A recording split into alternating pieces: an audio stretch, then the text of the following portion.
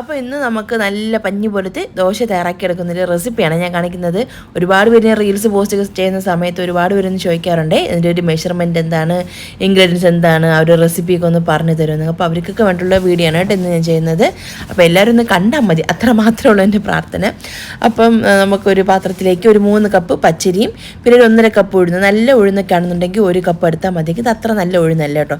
അപ്പോൾ ഞാൻ 1.5 കപ്പ് ഉഴുന്ന് എടുക്കുന്നുണ്ട്. പിന്നെ അതുപോലെ തന്നെ 1 ടീസ്പൂൺ ഉലുവയും കൂടി ചേർത്തിട്ട് 4-5 തവണ ഒന്ന് കഴുകി നിറച്ച് വെള്ളം ഒഴിച്ച് ഒരു 6 മണിക്കൂർ ഒന്ന് സോക്കാനായിട്ടൊന്ന് മാറ്റി വയ്ക്കുക, ഒന്ന് അടച്ചൊന്ന് മാറ്റി വയ്ക്കണേ. അപ്പോൾ അതൊന്ന് കുതിർന്നൊന്ന് റെഡിയായി വരുന്ന സമയത്ത് ഞാൻ അത് ഗ്രൈൻഡർക്ക് ഒന്ന് കഴുകി എടുത്തിട്ടുണ്ട്. ഇതിലേക്ക് ഒരു 1/2 കപ്പ് വെള്ളം ഒഴിച്ച് കൊടുത്തിട്ടുണ്ട് കേട്ടോ. എന്നിട്ട് നമുക്ക് അതിലേക്ക് കുതിർന്ന് വന്നിട്ടുള്ള പച്ചരി മുഴുവനും ഉലുവയൊക്കെ ചേർത്തിട്ട് നല്ല രീതിയിലൊന്ന് അരച്ചെടുക്കാം. നമ്മൾ അരച്ചെടുക്കാൻ വേണ്ടിയിട്ടുള്ള വെള്ളം ഐസ് വാട്ടറോ ഐസ് ക്യൂബ്സോ ഉപയോഗിച്ചിട്ടാണ് നമ്മളിത് അരച്ചെടുക്കാൻ വേണ്ടി. പിന്നെ അതുപോലെ തന്നെ വേവിച്ച് വെച്ചിട്ടുള്ള ചോറാണ്. അപ്പോൾ അതൊരു 2-3 കപ്പ് ചേർത്ത് കൊടുക്കാം. അപ്പോൾ നമ്മുടെ ഇഷ്ടത്തിനനുസരിച്ച് ഒരുപാട് ചേർക്കരുതേ. അപ്പോൾ എടുക്കുന്ന ഒരു പച്ചരിയുടെ അളവനുസരിച്ചിട്ട് നമുക്ക് ചേർത്ത് കൊടുക്കാം. പിന്നെ അതാ ഒരു എല്ലാം നന്നായിട്ട് അരിഞ്ഞ് വരണം കേട്ടോ.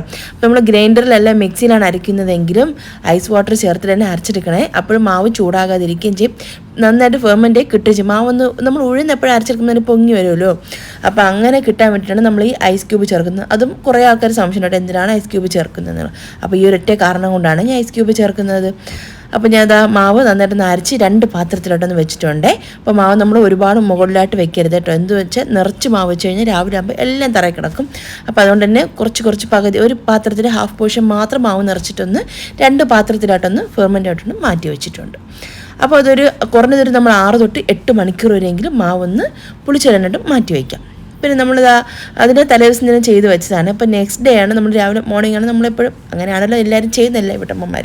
അപ്പോൾ നമ്മളത് അടുത്ത ദിവസം തയ്യാറാക്കി എടുക്കുന്നത് സാമ്പാറിന് കേട്ടോ. അപ്പോൾ ഞാൻ ദോശയും സാമ്പാറും ഒരു തക്കാളി ചട്നിയാണ് പ്ലാൻ ചെയ്തിരുന്നത്.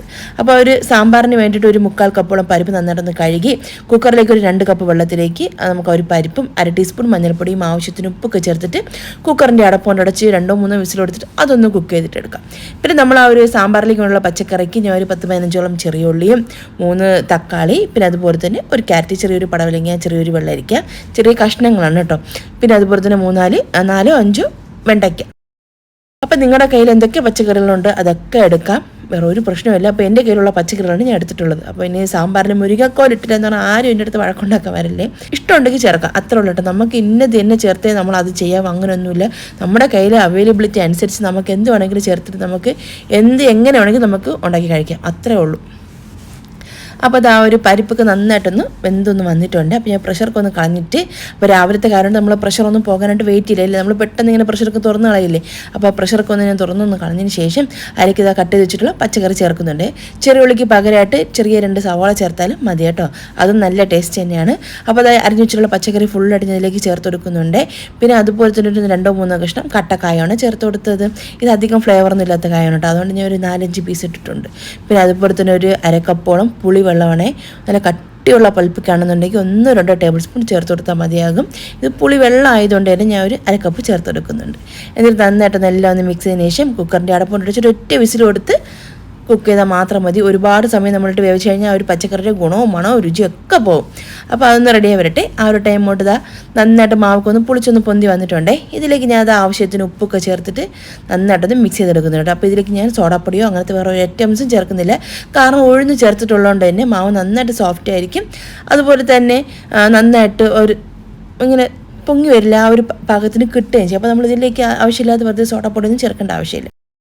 അപ്പോൾ മാവ് ഞാൻ ഒന്ന് റെഡിയാക്കി വെച്ചിട്ടുണ്ട്. ഇനി നമുക്ക് ആ ഒരു സാമ്പാറിലേക്ക് വേണ്ടിയിട്ട് 1 ടേബിൾ സ്പൂൺ വെളിച്ചെണ്ണ, 1/2 ടീസ്പൂൺ കടുകും, 1/4 ടീസ്പൂൺ ഉലുവയും, പിന്നെ അതുപോലെ തന്നെ നമ്മൾ കട്ട് ചെയ്ത് വെച്ചിട്ടുള്ള 4-5 വെണ്ടയ്ക്കും, 1 ടേബിൾ സ്പൂൺ മല്ലിപ്പൊടി, 2 ടേബിൾ സ്പൂൺ സാമ്പാർ പൊടി ചേർക്കുന്നില്ല എന്നുണ്ടെങ്കിൽ 2 ടേബിൾ സ്പൂൺ മല്ലിപ്പൊടിയും 1 ടേബിൾ സ്പൂൺ മുളക് പൊടിയും പിന്നെ 1 ടീസ്പൂൺ ഉലുവ വറുത്ത് പൊടിച്ചതും കായ്പ്പൊടിയൊക്കെ ചേർത്താലും മതിയാകും. അപ്പോൾ ഞാൻ ഇതിലേക്ക് ബാക്കി ഞാൻ കായ്പ്പൊടിയും കൂടെ ചേർത്ത് കൊടുക്കുന്നുണ്ട്. പിന്നെ മല്ലിയില അരിഞ്ഞതും കുറച്ച് കറിവേപ്പിലേക്ക് ചേർത്ത് നന്നായിട്ടൊന്ന് ആ ഒരു പച്ച ചുവയ്ക്കൊന്ന് മാറി വന്നതിന് ശേഷം നമുക്ക് വെന്ത് വന്നിട്ടുള്ള ഒരു പച്ചക്കറിയിലോട്ട് ഈ ആ ഒരു മസാല കൂട്ടുകൊണ്ട് നമുക്കിതിലേക്ക് ചേർത്ത് കൊടുക്കാം. എന്നിട്ട് നന്നായിട്ടൊന്ന് ഇളക്കിയെന്നെല്ലാം യോജിപ്പിച്ചിട്ട് ചെറുതായിട്ടൊരു തിള വരുന്ന സമയത്ത് നമുക്ക് ഫ്ലെയിം ഓഫ് ചെയ്ത് കുക്കറിൻ്റെ അടപ്പുകൊണ്ട് അടച്ചിട്ട് സാമ്പാർ മാറ്റി വയ്ക്കാം. അപ്പോൾ ആ ഒരു ചെറിയൊരു പ്രഷറിലിരുന്ന് വീണ്ടും ഒന്നും കൂടെ എല്ലാം ഒന്ന് യോജിച്ച് നന്നായിട്ടൊന്ന് ആ ഒരു മണവും ഗുണമൊക്കെ നന്നായിട്ടൊന്ന് കിട്ടുകയും ചെയ്യും സാമ്പാറിൽ. അപ്പോൾ നമ്മുടെ ഒരു തട്ടിക്കൂട്ട് സാമ്പാർ, രാവിലത്തെ തട്ടിക്കൂട്ട് സാമ്പാറോട്, തട്ടിക്കൂട്ടത്തല്ല കേട്ടോ, അത്യാവശ്യം നല്ല സാമ്പാർ തന്നെയാണ്. അപ്പോൾ ഒരു സാമ്പാർ റെഡി ആയിട്ടുണ്ട്. ഇനി നമ്മൾ തയ്യാറാക്കിയെടുക്കുന്ന ഒരു തക്കാളി ചട്നിയാണ്. അപ്പോൾ ഞാൻ അത് ആ കഴുകിയിട്ട് തന്നെ വെച്ചിട്ടുണ്ട് കേട്ടോ കടായി. അതിലേക്ക് 1 ടേബിൾ സ്പൂൺ വെളിച്ചെണ്ണ ഒഴിച്ച് കൊടുക്കുന്നുണ്ട്. ഇതിലേക്ക് ഒരു 4-5 വെളുത്തുള്ളി ചെറുതായിട്ട് മുറിച്ചതും ചെറിയൊരു സവാള അരിഞ്ഞതും പിന്നെ ഒരു 3-4 തക്കാളി. നമ്മൾ തക്കാളിയുടെ വലുപ്പത്തിനനുസരിച്ച് എണ്ണത്തിൻ്റെ അളവ് കൂട്ടുകയോ കുറയ്ക്കുകയൊക്കെ ചെയ്യും. അതുപോലെ തന്നെ 4-5 വറ്റൽമുളക്. ഇത് അധികം എരിവൊന്നും ഇല്ലാത്ത മുളകായതുകൊണ്ട് 4-5 എടുത്തിട്ടുണ്ട്. അപ്പോൾ ഇതെല്ലാം കൂടി ചേർത്തൊന്ന് വഴറ്റി തണുത്തതിന് ശേഷം നമുക്കൊരു മിക്സിയുടെ ജാറിലേക്ക് വേണ്ടി നല്ല ഫൈനായിട്ടൊന്ന് അരച്ചെടുക്കാം. ഇനി താളിച്ചൊഴിക്കാനായിട്ട് ഇതിലേക്ക് 1 ടീസ്പൂൺ വെളിച്ചെണ്ണയും 1 ടീസ്പൂൺ കടുകും 1-2 തണ്ട് കറിവേപ്പിലയും പിന്നെ നമ്മൾ അരച്ച് വെച്ചിട്ടുള്ള ഒരു തക്കാളി പേസ്റ്റ് എല്ലാം കൂടി ചേർത്തിട്ടൊന്ന് ചൂടാക്കി എടുക്കുന്നുണ്ട്.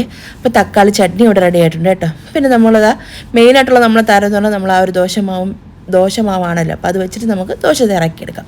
അപ്പോൾ ഞാൻ അവിടെ കുട്ടി ദോശയാണ് കേട്ടോ തയ്യാറാക്കിയെടുക്കുന്നത്.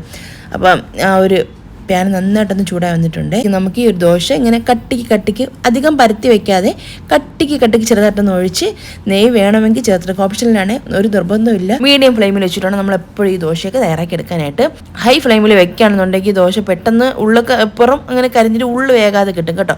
അപ്പോൾ നമ്മളൊരു മീഡിയം ഫ്ലെയിമിൽ വെച്ചിട്ട് ദോശ നമുക്കിത് വേവിച്ചെടുക്കുന്നുണ്ട്. അപ്പോൾ നല്ല സൂപ്പർ സോഫ്റ്റായിട്ടുള്ള ദോശയാണ്. ദോശയോട്ട് റെഡി ആയിട്ടുണ്ട്. നമ്മൾ കുട്ടി ദോശ ഉണ്ടാക്കാം. ഇതേ സെയിം ആ ഒരു നമ്മൾ സാധാരണ ചെറുതായിട്ടൊന്ന് പരത്തിയിട്ട് ഉണ്ടാക്കില്ല റൗണ്ട് ഷേപ്പിൽ, ആ ദോശ ഉണ്ടാക്കിയെടുക്കാം. അതുപോലെ തന്നെ മസാല ദോശയ്ക്ക് കൊണ്ട് നമ്മൾ നെയ് റോസ്റ്റ് ഉണ്ടാക്കൂലേ, അങ്ങനെയും ചെയ്യാൻ കേട്ടോ. അപ്പോൾ ഇഡ്ഡലിക്കും നല്ല ബാറ്ററാണ് ഈ ഒരു ബാറ്റർ.